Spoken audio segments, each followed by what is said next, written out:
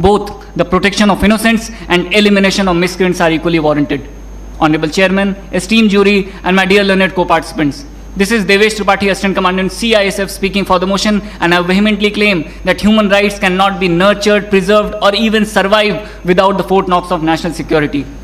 The paradigm of national security is not to protect individual human rights, but for the larger interests of the individuals as a collectivity, and to protect and preserve the sovereignty and integrity of the nation, maintain law and order, internal security, and to fight against the menaces of terrorism, Naxalism, and questions of secession, etc. International jurist Hugo Grotius says that countries have been given certain rights and responsibilities to perform sovereign functions, and international covenants such as ICCPR and 4th Geneva Convention give legitimate scope of incurring collateral damage on the basis of necessity and proportionality, and even suspending human rights in national exigencies. But the paradoxical situation is that while there is increasing and widespread concern for the observance of human rights by security forces operating in most gruesome environment, gross violations of the same by the militant organizations goes unabated. The countermeasures by the security forces are often restrained when the militants blend into local population, making it impossible to attack their base without collateral damage. We are expected to be miraculous doctor who has to cure a tumor, but without using a scalpel and without causing pain. Damned if we do, damned if we don't. Security forces do observe human rights. Yes, Honorable Chairman, security forces do observe human rights even at stake of their life, their effectiveness, and the terrorists misusing it to their own advantage.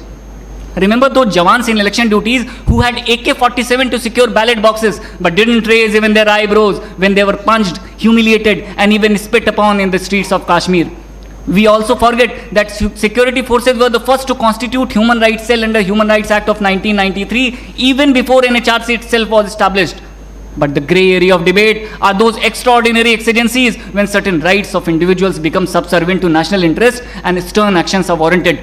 It is in this spirit that Honorable Justice Umanath Singh, speaking for full bench of Meghalaya High Court on 3rd November 2015, is specifically asked the central government to implement APSPA in certain militancy-hit Garo Hills of Meghalaya to restore peace and rule of law.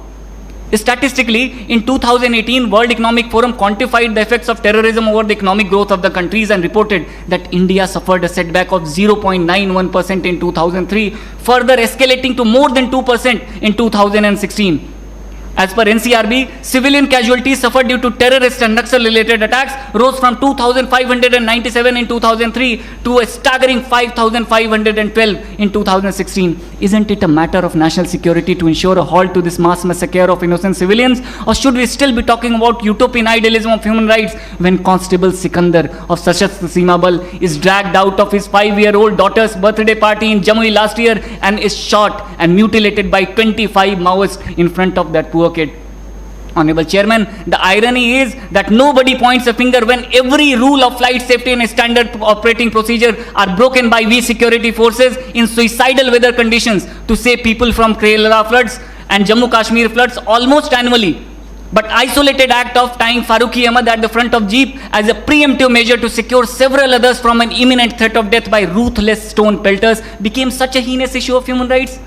But on a lighter note, if given a chance, I'm sure my worthy opponents will come here and will heartfully cry that security forces failed to protect that poor kid from Bangalore who wished to migrate to Syria for the noble cause of joining that auspicious organization named as Islamic State.